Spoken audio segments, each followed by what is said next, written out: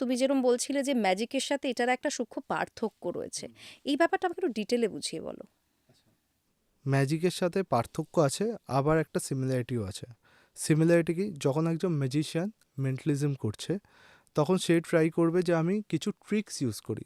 যেমন ধরো আমি তোমার সাথে কার্ডেরটা করলাম, তো বেসিক্যালি হচ্ছে তোমাকে আমি প্রথমে বললাম যে একটা কার্ড আমি তোমার মাইন্ডে ইনফ্লুয়েন্স করব, তো তুমি সেরকম একটা কার্ড দেখে রাখলে, আমি তোমাকে বললাম যে কীভাবে আমি তোমাকে ইনফ্লুয়েন্স করেছি। এবার এই জিনিসটাই যদি একজন ম্যাজিশিয়ান করে তখন সে কী করবে, সাপোজ আমি তোমাকে আগেই বলছি কিং অফ ডায়মন্ড, ঠিক আছে, যে কোনো জায়গায় স্টপ বলো। স্টপ। এখানে কার্ডটা দেখে নাও কী আছে, এবার দেখবে এটা তোমার কাছে কিং অফ ডায়মন্ডই আসছে। কেন আসছে? এটা কি করে পসিবল? এইখানে বেসিক্যালি একজন ম্যাজিশিয়ান কী করছে, তার হাতের কৌশলে তোমাকে এই কার্ডটা ফোর্স করছে। আগের বার আমি তোমার মাইন্ডে সাইকোলজিক্যাল ওয়েতে ফোর্স করেছিলাম, জেস্টার ইনফর্ম করে, বাট একজন ম্যাজিশিয়ান কী করবে, তোমাকে হাতের কৌশলে তোমাকে ওটা ফোর্স করার পর তাও বলবে যে আচ্ছা এবার তুমি মনে মনে ভাবো এটা এটা এটা, তাও আমি বললাম যে কিং অফ ডায়মন্ড ভাবছো। তো লোকের কাছে ওটাও মেন্টালিজম, আবার তার এটাও মানে এটা ট্রিক। মেন্টালিজম। এটা এটা বেসিক্যালি ট্রিক একটা ছিল। Magic trick basically.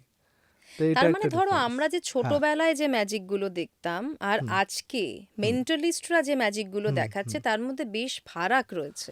হ্যাঁ। এবার মেন্টালিস্টদের কাছে চ্যালেঞ্জ কি, যে আমি কেন একটা হাতের কাজ করে আমি করব, তাহলে এখানে মেন্টালিজম কোথায় এক্সিস্ট করছে।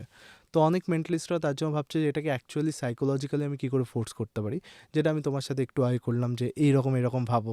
তো আমি পুরো জিনিসটাকে এক্সপ্লেনও করলাম, তো কেউ যে ভিডিওটাকে আবার টার্ন করে দেখে দেখবে যে ওটা কীভাবে এক্সপ্লেন করা আছে এক্স্যাক্টলি জিনিসটাকে। তো এইভাবে বেসিক্যালি জিনিসটা একটা ম্যাজিক আর মেন্টালিজমের মধ্যে ডিফারেন্সিয়েট।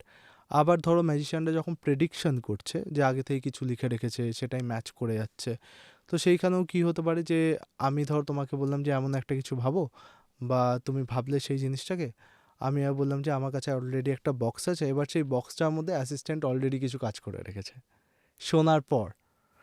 তো সেইখানে আমি ওই বক্সটাকে রিভিল করে তোমাকে দেখাচ্ছি যে এটাতে তো এটাই লেখা। ও তার মানে এখানে third party involve. Third party involve হচ্ছে, বাট এখন তুমি আর আমি আছি এখানে, হ্যাঁ, এইখানে এখানে আর তো আর কোনো কেউ থার্ড নেই। পার্টি ইনভলভ নেই। এবার এই সময়টা কি হচ্ছে, তখন আমাকে এক্স্যাক্টলি সাইকোলজি হেল্প দিয়েই করতে হচ্ছে। তার মানে এই যে যখন ধরো সাইকোলজির হেল্পটা নিতে হচ্ছে, সেখানে যদি আমরা ভাবি এই যে অনেক সময় বলা হয়, আমরা এখন সোশ্যাল মিডিয়াতেও দেখি অনেকেই বলছে যে আমাদের এই থার্ড আই হুম হুম বা আমাদের আজ্ঞাচক্র ওপেনিং হুম এর একটা ব্যাপার। ইনটুইশন। হ্যাঁ, হ্যাঁ এই হ্যাঁ ব্যাপারটা কিন্তু আসছে। অনেক সময় আমরা বিভিন্ন অ্যাড দেখতে পাচ্ছি এখন যে ছোট ছোট বাচ্চারা তারা চোখ বাঁধা অবস্থায় অনেক কিছু বলে দিচ্ছে। বলে দিচ্ছে। হুম তারা চোখ উল্টো দিকে ফিরে কালার হুম বলে হুম দিচ্ছে। হুম তারা হয়তো নিজের উইল পাওয়ার দিয়ে একটা চামচকে বেঁকিয়ে দিল। বেঁকিয়ে দিচ্ছে। তো হুম এগুলোও কি সম্ভব? এবার পিসি সরকারকে তুমি যদি দেখো, পিসি সরকার অ্যাকচুয়ালি নিজের চোখটা বন্ধ করে আটার গোদ দিয়ে তারপরে ব্লাইন্ড ফোল্ড করে সে সব কিছু লিখতে পারছে, পড়তে পারছে। তো সেইখানে দাঁড়িয়ে পিসি সরকার কি তার আজ্ঞাচক্র অ্যাক্টিভেট করেছে? না, পিসি সরকার এটা কিন্তু একটা ট্রিকের মাধ্যমে করছে। ব্লাইন্ড ফোল্ড একটা বহু পুরনো অ্যাক্ট। এবার এরা যারা বলছে আজ্ঞাচক্র দিয়ে করছে বা ইনটুইশন দিয়ে করছে, এই সেম জিনিসটা এক্স্যাক্টলি হুবহু জিনিসটা কিন্তু ট্রিক্সের দ্বারা পসিবল, মানে এটাতে মেন্টালিজমেরও দরকার নেই, নর্মাল ম্যাজিক ট্রিকে পসিবল। ঠিক আছে, তো সেইখানে দাঁড়িয়ে এবার ওরা কি করছে ওটা তখনই বলা সম্ভব যখন আমি ওটা সামনাসামনি দেখব।